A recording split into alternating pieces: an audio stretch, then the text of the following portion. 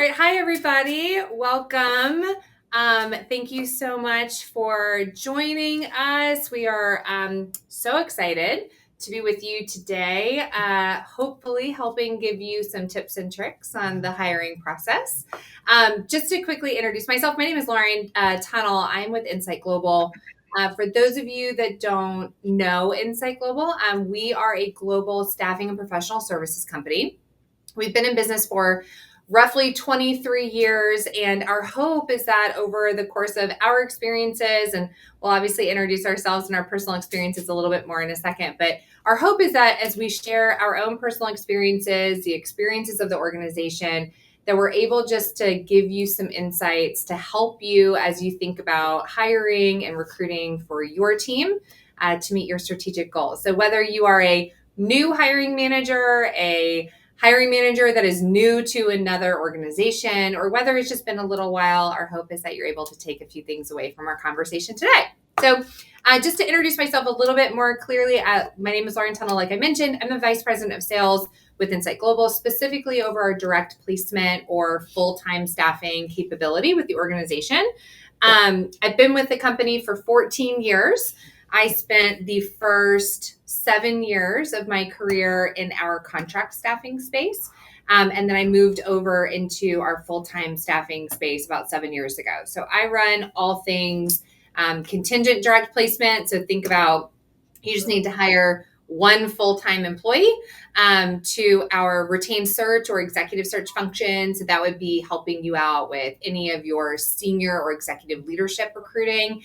And then I run our recruitment process outsourcing function, which think of that as just an outsourced talent acquisition or recruiting function that helps support an entire organization's strategic hiring needs. So very excited to be here with you guys today. And then I can pass it to my colleague, Sean, to introduce himself. Thanks, Lauren. Hey, guys. Super excited to be here with you today. Whether you're a longtime customer of ours or just getting introduced to Insight Global, we hope that you get a couple pearls of wisdom from the three of us, especially the two of them, but the three of us as a whole. I'm Sean Dennis. Besides being here for comedic relief, I've spent about 13 years with Insight Global in sales and recruiting for enterprise clients all the way down to the small to medium business. So like a wide depth and breadth of that. We hope to be able to share and impart some of the advice, whether you're first-time hiring manager, like Lauren said, or a long-time hiring manager, on what we think really is the secret sauce to what we've done internally here at Insight Global, but also with our customers. But really for me, what I get a joy out of, besides growing this great mustache in November, is growing and building teams. That's what really fills my cup up. And I recently took on what we call our digital office, which is a lot of our inbound sales division. And we've built that team up from about 11 people to over 100 now in the last 2 years. Really exciting and humbling. And so excited to share some of the things that I think I've learned through that experience. With that, I'll kick it over to Ella. Perfect. Thank you, Sean. My name is Ella Pei, and I am now a sales manager, also a part of the digital office division. I have been with Insight Global for close to 8 years now. I started as a recruiter, did a little bit of sort of the sales analytics side, and then for a majority of my career was in the account management chair. Had the opportunity to sell a lot of contract direct placement across Canada and the US.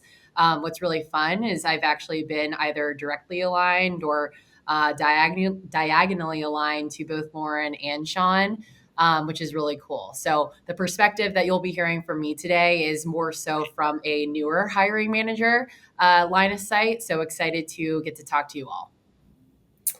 Love that. And I'm so excited to be working with both of you guys on this project. I think that, as we've all grown up in the company, worked alongside each other, worked with each other over the course of the last few years, it's been really fun to learn how our unique perspectives have been able to kind of shape overall company vision and strategy in a lot of different ways. So I think this is going to be really impactful. As we think about the start of this conversation, again, the intention is to help you guys think through having a hiring need and really understanding, number one, when you actually have one, what does that look like? Number two, when you know that you have one, how do you fill it? And then number three, what happens then? And so, my hope is that as we start this conversation, we can kind of bring into focus some of those signals that might be indicators that there is a need to expand your team or to upskill your team or what have you. I would say, I don't know, Sean or Ella, if you guys would agree with this, but in my experience, the vast majority of customers that I've spoken to with a hiring need, they talk to me when it is a hair on fire hiring need. Like this is a massive gap. I ask how quickly they want to have someone on their team, and the answer is always yesterday, 6 months ago. And so it feels very frantic. And so, to really put us in the right kind of like centered space in this conversation, Ella, I really want to turn it over to you as you think as a new hiring manager, as you think about running a team that is growing and scaling and getting larger. Like, how do you think about evaluating your hiring for your own organization? And what steps do you take to maybe mitigate a little bit of that frantic, oh my gosh, I'm 6 months too late on this decision feeling? Yeah, absolutely. Well, I think for me, especially becoming a new leader of people, actually. So, the number one thing I needed to do as a person stepping into this type of role was to just get really clear on like, what is the purpose of my team? What are our goals for ourselves, our people, and then, of course, like largely the organization. And as I sort of look at my personnel, do we have the right skill sets on there? Do we have the right number of people to enable us to hit the goals that we have for the time or for the year or hopefully for the next 5 years, right? And so I needed to be clear on that. Luckily, Sean has been really helpful being my direct manager to help me sort of see a line of sight into that. And then get my team on board. And then so once I know where we should be or where we're going, that has sort of enabled myself to see, okay, if this is the end goal, I have a little bit more clarity on what my gap is. And is the gap needing more people to allow us to hit our goal? Is it potentially training the current people that we have a little bit better? Or is it like a completely new skill set that will allow us as a division to sort of move and change with the industry and what we want to accomplish? I think you bring up some like good points there. Just you know, taking inventory of where you are and really kind of creating that system and, being able to recognize some of those, I don't know, I would say the nonverbal Mhm. cues that maybe there might be some need to kind of elevate or shift or move the team for sure.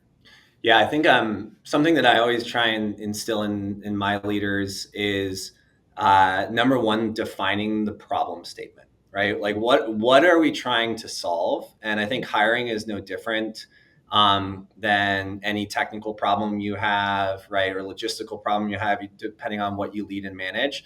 And so I think what we really want to instill here is this concept of, okay, what are the problems that we need to solve, and how can adding talent really do that?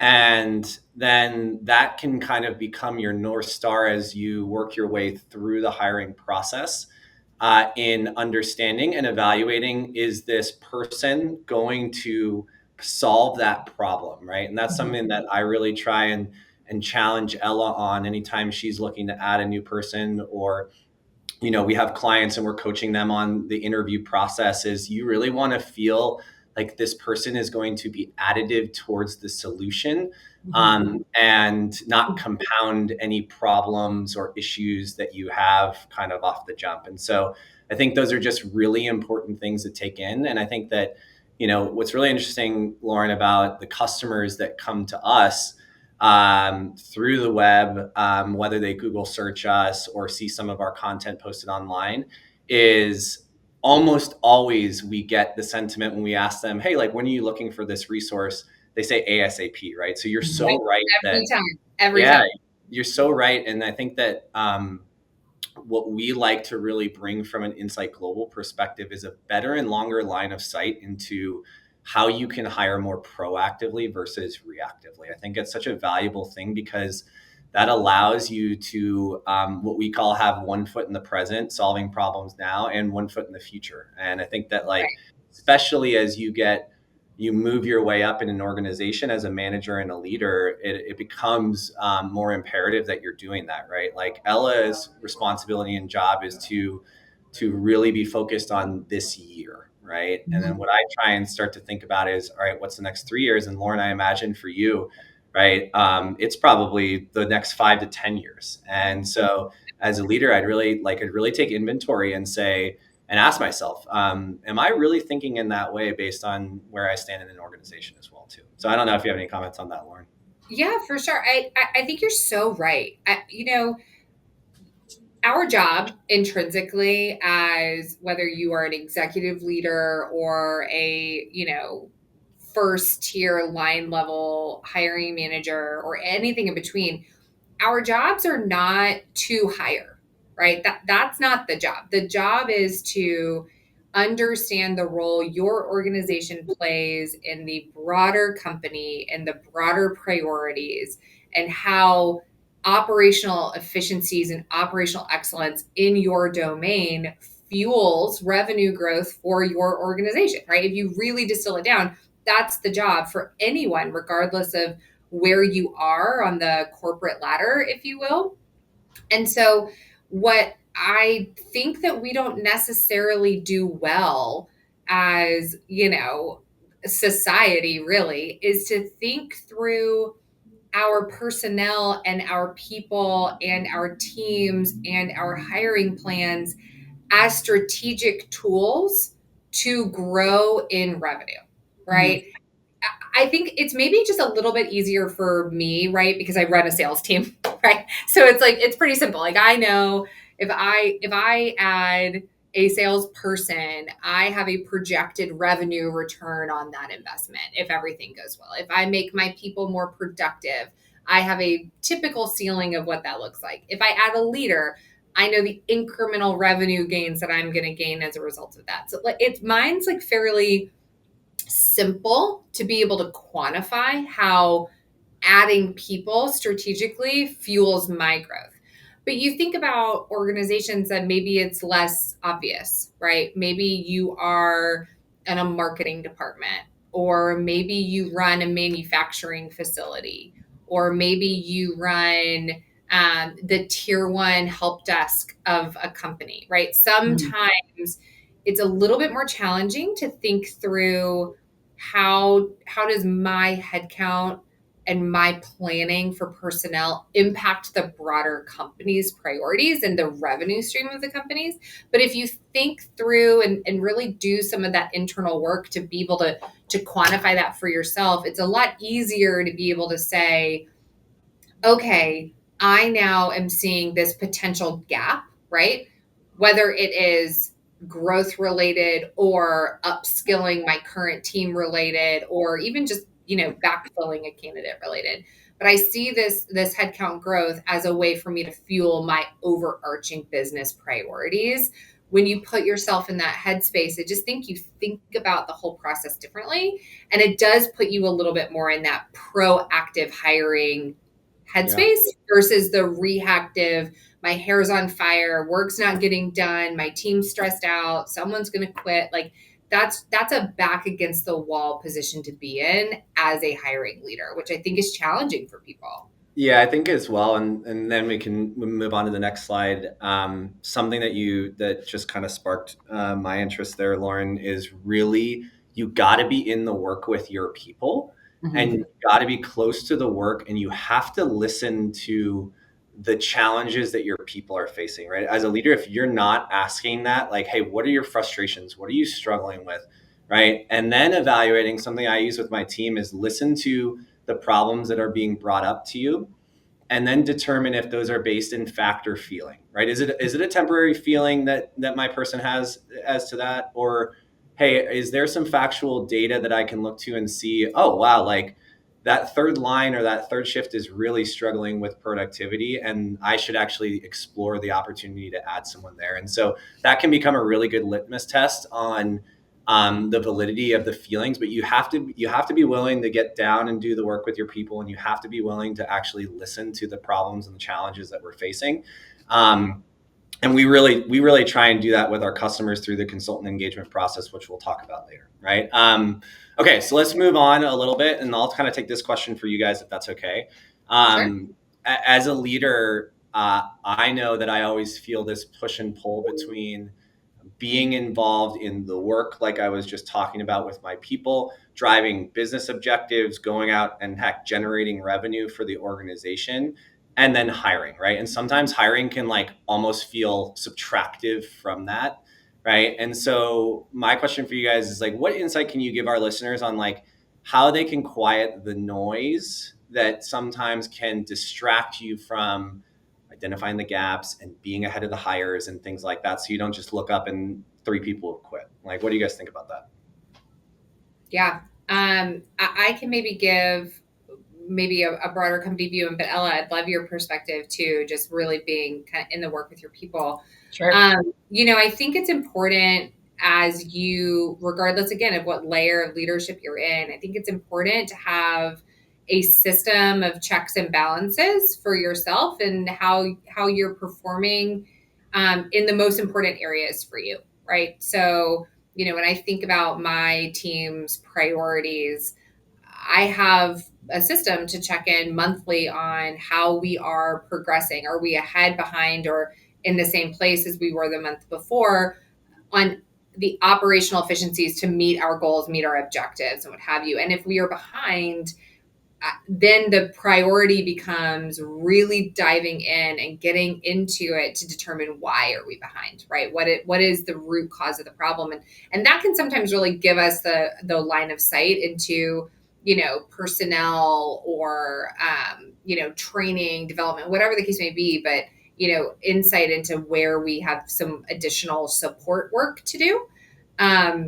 And so I think that that's important, just having that monthly cadence and checkpoint with yourself to be able to say, if I know where I need to be in 6 months, if I know where I need to be in 12 months, am I asking myself at the end of January if I'm on pace to be there by July, or am I asking myself in July? And oftentimes I find that we ask ourselves in July if Yeah. we made it to the end goal, right? Did we cross the finish line? And so I would just really encourage you to take that time monthly to say, hey, let me pull my head up, right, and let me now balance the 1 foot in the present, 1 foot in the future, and really take inventory of where I am and what changes do I need to make, maybe from a personnel standpoint, in order to help me get there. Ella, would you agree with that?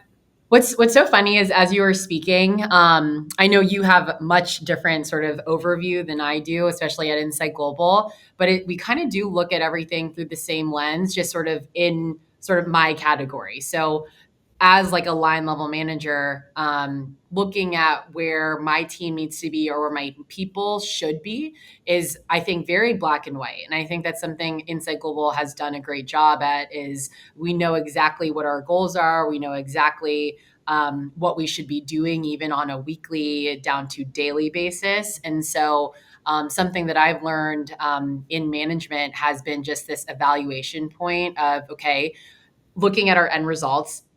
Did we achieve or did we not? Are we close or are we not? And then sort of peeling layer by layer, very much like an onion, but looking at first the effort put towards the strategy, and then are we executing on that? And that is something Sean has definitely taught me over time. And so more often than not, you will find something to sort of unpackage there. But then it's sort of the question back to like, okay, what does this mean for my team and needing to hire is, okay, can we get to our goals by tweaking a strategy or adjusting the effort, making sure the right effort is in the right place? And then if not, then that probably begs sort of that gap that we were talking about in the first bucket of, okay, maybe it is my time to hire. Right. And so I think in like this section for myself at Insight Global, we've made it very easy as an internal person needing to hire to where I have my TA team that I know I can go to directly. I get my headcount from Sean. Sean gets the digital office headcount from higher ups. And that is very clear and cut into what I need to do on the year.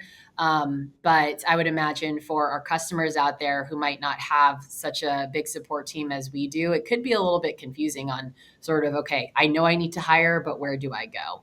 I Yeah. think that that's right. I think Yeah, you bring up such a great point. And, you know, one of the benefits of that like monthly checkpoint is that you may find out that you have a problem like 3 months before you actually really have to act on it.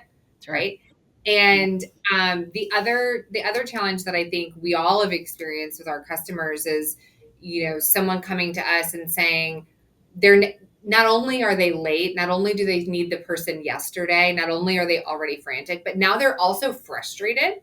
because they have decided they needed to hire someone and then had to go through all of the rigmarole of understanding how their company even procures talent, who the right people internally are to talk to, how they even go about that process. And so the whole thing has felt cumbersome and frustrating from the beginning before we even get involved. Right. And so, I would encourage anyone on this call, if you don't already know, just even in anticipation, like having a little bit of a lean towards understanding internally, like what does that process even look like, right? Who do you talk to? Is there a talent acquisition leader that is assigned to your line of business? Is there a recruiter, procurement, HR?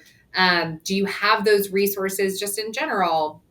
Are you clear on who to engage and what the ability to engage outside agencies if you wanted to was, or whatever the case may be? Talent every company has a talent acquisition plan. Not everyone Mhm. has a full team, but every company has a plan. They either have the money set aside to be able to do it or the people that are hired in order to help you execute. So I would just encourage you all to familiarize yourself with that process internally, because that's going to help you tremendously by the time you actually have a need and like knowing where to go. And that helps you from an external partnership standpoint too, for sure. Yeah, I was just gonna comment, and I'm sure we probably have to move on as well on this, even though I love this topic. It something that we do a lot with our customers is really slow down to define what ASAP means, right? You heard me in the Right. last topic, customers like ASAP. Well, okay, that can mean a variety of things to a variety of different people. And so I think it's really important to slow down and really define like the critical mass point, right? What is the point where work stops getting done or I risk jeopardizing losing revenue for the organization? Or where other problems start to arise because I am missing a person on my team, right? And something we really try to work our clients through is working backwards from that point, right? And so if you're not doing that, that's a great thing to really see what is the runway that I have to be able to achieve these things, because we'll talk about it in the next section. If you're not doing that and you don't give yourself enough time to go through the interview process and not rush it, you're going to make concessions somewhere that you don't want to make, right? And like that's the last thing we want for our customers. We want them to have the time equity to be able to find the perfect person for them, without making sacrifices on other areas. And I just think that's so important. If you're not working backwards from that critical mass date, I would recommend doing that. And Mhm. if you need a partner who can help you do that, like we certainly have a lot of experience in doing that. And a lot of times we're coaching, hey, you have to have this many interviews by this week, and like let's Sure. carve out an interview time for you so that you can be able to do this and bake it into your schedule without having the rigmarole that Lauren mentioned, right? So Good word. anyways, just like wanted Yeah. to put it out there with that. No, I mean, that was a perfect segue to our next section. So, say you got the approval or you found out the right way to go about filling or needing a position and going about finding a position for your team. Now it's the fun part of actually going out and filling it. And so, I wanted to turn this to Sean. As Sean mentioned earlier in the call, he got the opportunity to build up the digital office, the division that we're both currently in right now, essentially from very close to scratch. And so, Sean, I'm just curious, like, what was your approach to almost starting from nothing? How has that potentially changed over time? Yeah. Yeah. Well, it's so funny that you mentioned that, Ella. I now reflect on the things that I feel like I've been really successful at, and also, like any manager, the mistakes that I've made, right? And I think that where I've seen or felt that pressure of having to really ramp up hiring, like I have made sacrifices and concessions to what I'm about to talk about, and um, you know what? The universe usually shows me that it was the wrong decision there, right? And reminds me over and over, if it's not my boss reminding me of that, right? So really, like, I think it starts with sitting down and what we call writing your requirement, right? And I think that it's more than just an HR written job description. Notice how I didn't say job description; it's requirement. And I think that they're really, in my experience, I think we've seen through clients, through my own hiring, two different styles. Stylistically, you can hire to fit a job, right? Or you can have a develop more oriented mindset with what you hire, which is, hey, I need to find the person culturally that fits what I want. And then I trust that I can develop that person to do the job eventually that I need.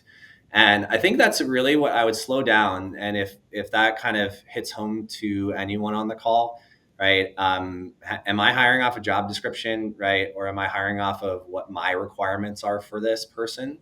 I think that's a really good question to always be taking inventory on as well, right? So for me personally, when people ask what's the most important thing for you, Sean, in terms of what you hire for, it's actually not past sales experience. It's not having done a certain job at Insight Global. What I look for is the characteristic willingness, right? Because if I trust that if someone's a willing person, then I can develop them into the skills long term that will allow them to be successful, right? And so now, even though my job description has nothing about willingness on it, right? The way that I interview, the way that I evaluate my talent, the way that I go out and seek people to be a part of this team, it's all centric around that, right? And I think that what that allows you to do as you're building a team is that there is at least one unifying quality, right? And so as you look at your team,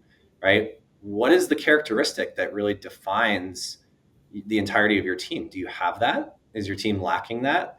Right. And that's, I think, really a development centric model, and something that I've really tried to implore as well too. So That's such a phenomenal point, Sean. And I think what's also just important to add there is it can be both, right? Like there can be positions on your team or positions you need to fill that you say, like, at the end of the day, I actually really need this very specific skill set. I need this very specific past experience because that's not experience I can teach. That's not knowledge that I bring to the table. And I need someone to fill this hole in my team.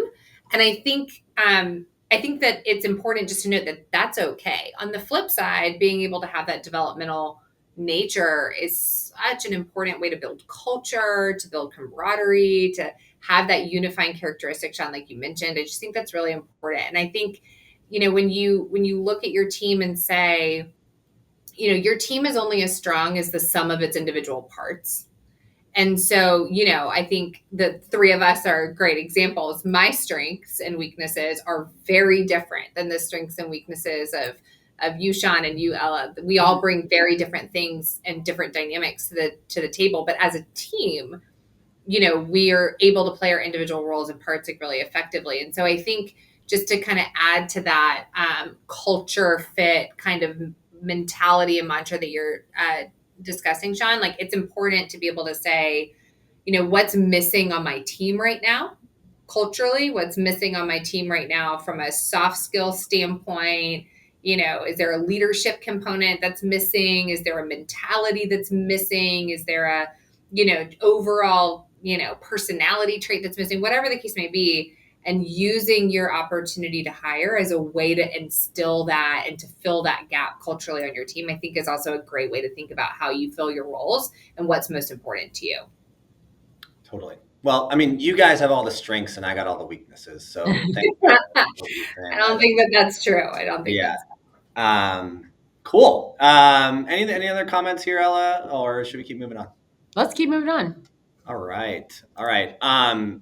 So just to recap, guys, right? Like we just talked about filling your position. We talked about working backwards, staying organized, right? And really like the higher answering a problem statement that is really front of mind for you, your organization, your team, things like that, right? So to close it out, right? How do you guys all view the importance of the post-hire process, right? Because I think it's so important to talk about not just like getting bodies in the door, right? And so much of what we've learned as a company is through good and bad, right? Is it is the point of the hire is not the job is not done at that point, right? And so I'd love to hear from you guys, like, what's your perspective on that, the post-hire process? This is probably like I think the most exciting slide that we have, just because I just firmly believe it's the most important.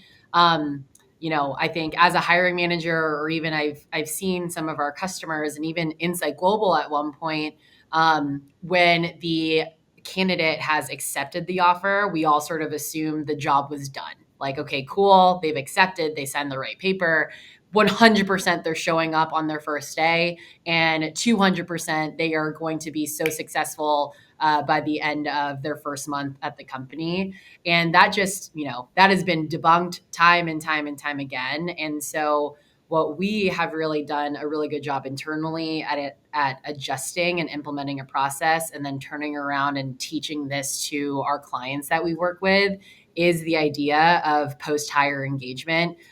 If you do work with Insight Global, you might hear this as consultant engagement, or candidate engagement. And it just goes beyond offer acceptance. And so we can offer sort of a more programmatic and systematic process on, once a candidate accepts an offer, how often we should be touching base with them, how we should be including them up until they essentially walk in and almost prove to be successful within their first couple of months. But part of that is sort of really starting to embrace the culture of the team. And so something, I mean, we do it in Insight Global is, a new employee accepts our job offer. We are almost immediately inviting them to any team outing, team happy hour, having them come into the office. And those can be a couple of the touch points generated. We also have potentially some shadow days so that they can really start getting used to the job before starting the job. But anything and everything that you can do to keep this individual cared for. A good analogy I like to use is with services like DoorDash or Uber Eats. We've all used them before, maybe too many times than I'd like to admit, but you order your service, right? Or you order your food, you get a notification, or you get a touch point, you get an engagement the moment the restaurant accepts your order, the moment they start cooking it, the moment the dasher is on its way, when they are 3 minutes from your house. You even get reminded to take a picture of it for a review. A very similar thought process to a candidate walking into the door. Like, you feel cared about, you feel engaged with, and you're about ready to either dig into your food or ensure that this candidate has a successful start. That is a great analogy. Yeah. Truly. That was really good. I really felt like I was there, primarily because I DoorDash Thai food for myself for dinner. Now I'm hungry. Thanks, Ella. Thank you for bringing me back. No, I think that that's so important. I mean, one of the things that I learned as I grew my career, but really more than anything, got kind of exposed to the direct placement, side of our business, started managing my own P&L, my own OpEx, all the things. I learned just how expensive it is to have attrition on your team. Like, turnover on your team is so expensive. And not to mention, the more turnover you have, the more culturally fragmented your team is, which means the less productive your team is, right? And so what you might find is that if you have a lot of turnover and you maybe have some negativity on your team, and all of a sudden you're finding yourself needing to have 2 or 3 times the number of people to accomplish the same volume of tasks that you used to. Like, it's all interconnected. And I think, since the labor market has shifted so much over the course of the last 5 years, since we've been able to, go from a hiring manager's market to a candidate's market, and now we're kind of in this messy middle halfway between, it's really important to make sure we're all understanding as the hiring team as well as the candidates that you are entering into a new relationship, right? You got to like me, I got to like you. We have to be able to see the employee value proposition of the company to get me excited. People change roles, whether it's for a consultant opportunity or whether it's a full-time role. People change positions for one of 3 reasons. It's personal, professional, or financial growth. And the engagement and that connection and that strong culture and that rapid integration that I see work the most effectively is when both the hiring team and the candidates are really invested in making that relationship work, because it is gaining personal growth, professional growth, or financial growth for the individual. And both parties really believe that that is just as important as the organizational priority that making this hire is actually going to help us accomplish. And so, Yeah, I totally agree. And I think like from a leader's vantage point, right? How do we do this, right? Of course, if we have Insight Global, great. Like they're the boots on the ground and they're talking with their consultants to hear this. But I know as a leader, sometimes it can be hard to ask for feedback, right? And so you have to construct and create feedback loops that allow you to understand and identify if there are any issues or problems, or changes in how someone is viewing your team, your organization, things like that, right? And so something that we use at Insight Global is constant surveying of our consultants through, and then we run an MPS survey every year through Clearly Rated. And that's allowed us to get an objective way to get feedback and fix it, right? But even whether it's a 360 review, a quarterly review, right? You have to, and it can be hard sometimes. I don't want to do it all the times. You have to say like, hey, what feedback do you have for me, right? Just as much as I'm evaluating you, I know that you're evaluating me, right? And as Lauren said, any relationship, I think the most important thing to a good relationship is consistency, right? Mhm. So if you're not consistent in this, right? If you woo someone along through the interview process and promise them all of these things and how the company is going to be, and you don't put your money where your mouth is and you're not consistent with it, then that's going to shape their interpretation of your brand, right? And every employee that crosses paths with you, whether it's through the interview process, hire process, offboarding process, right, they are either adding to your brand or taking it away. And I think that's just an important thing to think about as well too. For sure. I just want to say this one thing. It's we've done a lot of prep sessions to make sure we're delivering like a really good experience today. But LT or Lauren, in one of our sessions, she said a very, I think, simple but effective phrase, and that is hiring is personal. And so, whatever those listening, whatever you take away from that statement, like we really mean that here at Insight Global. And as you embark sort of on the hiring journey, like that is a phrase to remember as you are evaluating whatever you need to do for your team. I think that's absolutely right. Thank you for quoting me. I had forgotten that I said that, Yeah, but I it's like the believe Michael it. Scott. It's the Michael Scott quote, Yep, like that's Lauren right. Tunnel, hiring's personal. Lauren Tunnel, Ella Pay. All right, guys, thank you so much. If you stayed on with us, we hope that you've appreciated this. Again, in the nature of feedback, if you guys have feedback for us on how we can speak more to the issues that you're having, we'd love to hear that. If there's things that you like that you want us to really dive deeper into, we're always looking for how we can reach out and just help people with the problems that they're having. And again, spending 45 minutes with us in the middle of your week when I'm sure you're busy with a lot of other things, it just means a lot to us. And so thank you guys so much. I'll speak for Lauren and Ella and saying thank you. Lauren and Ella, thank you for dealing with me for 45 minutes. I really Thank you appreciate for it. dealing with us. Not just 45 minutes, Sean. And again, shameless plug for us. We're always happy to help you guys with your hiring needs.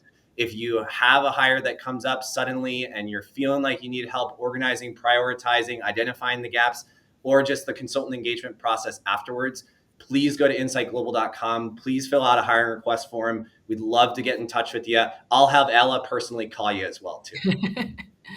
Looking forward to it. Thank you, everyone. Thanks, Thanks, everyone. guys.